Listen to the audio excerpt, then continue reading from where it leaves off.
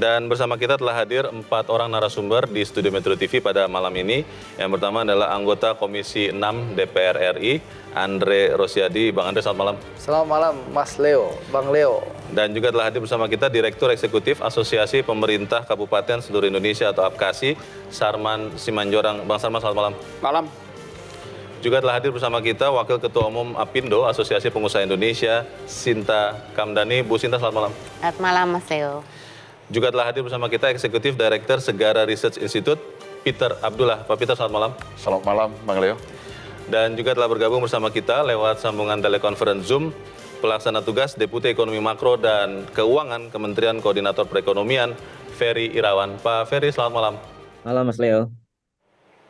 Saya ingin langsung bertanya ke Bang Andre. Bang Andre, tadi kita sudah sempat dengarkan ya, Presiden berkali-kali gusar dengan masih impornya beberapa pihak yang sebenarnya menurut Presiden dan menurut banyak orang sudah bisa diproduksi di dalam negeri. Itu sebetulnya kegusaran itu karena ada kasus-kasus tertentu saja atau secara umum sebenarnya? Kalau baca secara umum nanti kan bapak-bapak dan ibu-ibu ini menjelaskan. BPS kan menyatakan sepanjang 2022 ini impor kita itu 237,52 miliar. Ya, ini naik 21,7% dibandingkan tahun sebelumnya. Jadi menunjukkan bahwa memang impor kita ini masih sangat tinggi. Dan kedua, kita tahu bahwa kemampuan dalam negeri kita, kemampuan produksi dalam negeri kita itu sudah meningkat. Nah, tapi memang mental kita memang masih suka impor. Ini yang menimbulkan kegelisahan Presiden. Misalnya kami di Komisi 6 ya, selain membidangi perdagangan, kami juga membidangi BUMN.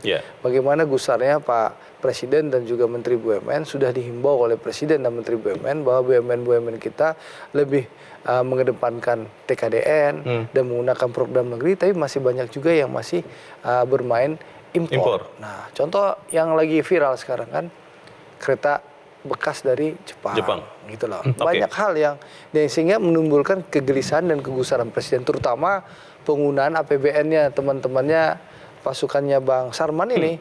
Makanya Presiden kalau tidak salah sudah mengeluarkan Impres nomor 2 tahun 2022 tentang percepatan peningkatan penggunaan produk dalam negeri dan produk usaha mikro, usaha kecil dan koperasi dalam rangka menyukseskan gerakan nasional bangga buatan Indonesia. Menurut saya pemerintah melalui Presiden sudah tegas.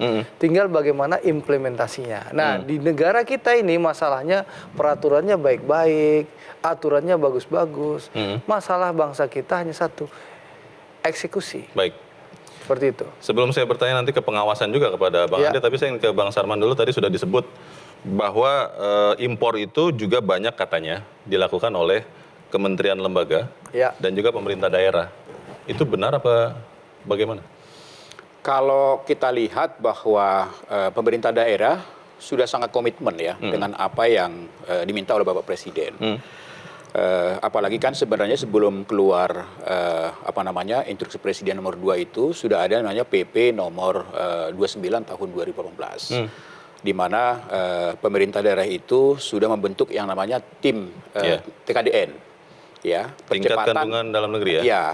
Itu sudah dibentuk. Itu tujuannya adalah bagaimana memonitoring dan mengkomunikasikan supaya seluruh belanja di masing-masing OPD di pemerintah itu betul-betul mempergunakan yang namanya produk dalam negeri. Memang kita tidak pungkiri, ya, Bung Andre, ada memang barang-barang tertentu yang memang itu ada 3 kriteria. Pertama memang terutama di sektor kesehatan.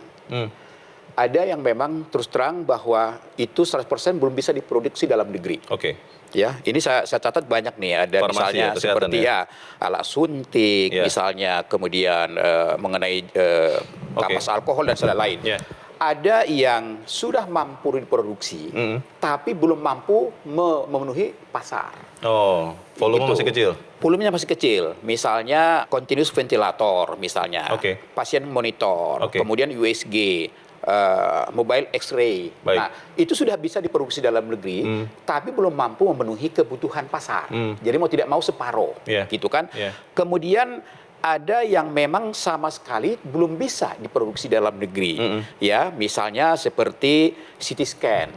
contohnya. Kemudian juga seperti endoskopi misalnya, kemudian MRI. Baik. Jadi memang itu sesuatu yang mau tidak mau harus dilakukan import karena itu juga menyangkut nyawa manusia dalam hal ini. Oke. Nah, kemudian ada sebagian juga memang peralatan kantor elektronik, kemudian juga mesin-mesin pertanian, kemudian juga peragam pendidikan gitu. Tapi memang ke depan ya harus memang bagaimana supaya industri kita semakin ditingkatkan sehingga mampu membuat alat-alat kesehatan, alat peragam pendidikan yang sesuai dengan standar dari luar negeri ke depan. Itu. Tadi Jadi komitmen kepala daerah itu sangat besar sekali.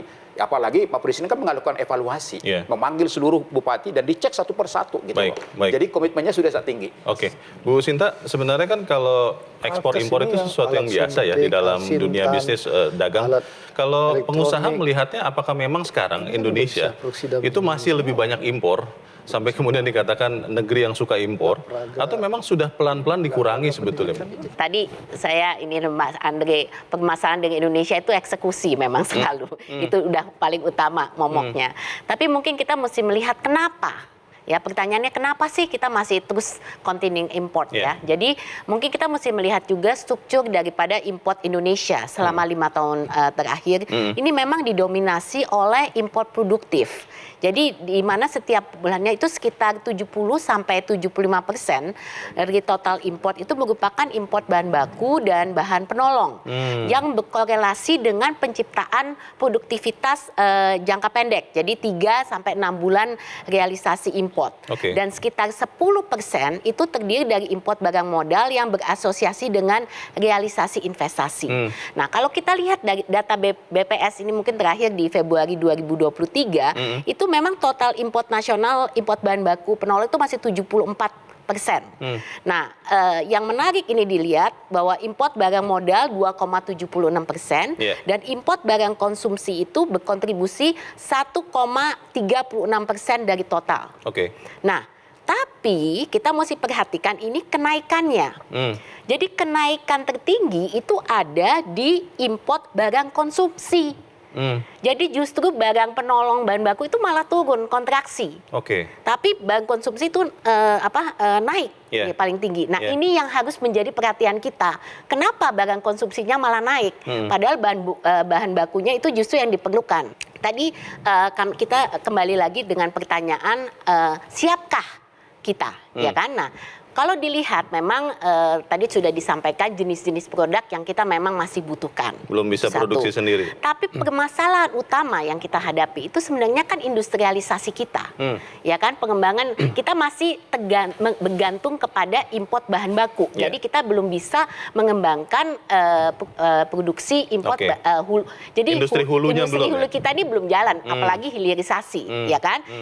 Hulunya juga harus jadi perhatian. Nah, ini yang kemudian ini sudah satu pekerjaan rumah lama lah untuk kalau kita ngomongin industrialisasi. Nah, memang sekarang pemerintah benar-benar tegas. Pokoknya kita nggak mau tahu, kita harus mengembangkan industri hulu dan harus melakukan hilirisasi. Jadi ada yang nama industri nilai tambah dan lain-lain. Tapi kan perlu dipahami bahwa saat ini memang kita masih memiliki domestic supply chain mismatch gitu loh. Jadi untuk bisa ini perbaiki ini perlu waktu. Kita nggak bisa lompat langsung. Nah, ini yang jadi masalah. Bagaimana kita bisa, ini kan sayangnya kan ini sebenarnya udah lama tapi sekarang baru benar-benar mau dijalanin gitu. Nah, ini kita juga mesti perhatikan bahwa produk itu kita perlu melihat dari segi kemampuan volume produksi, dari segi cost, ya kan, skala dari segi standar juga, kualitas.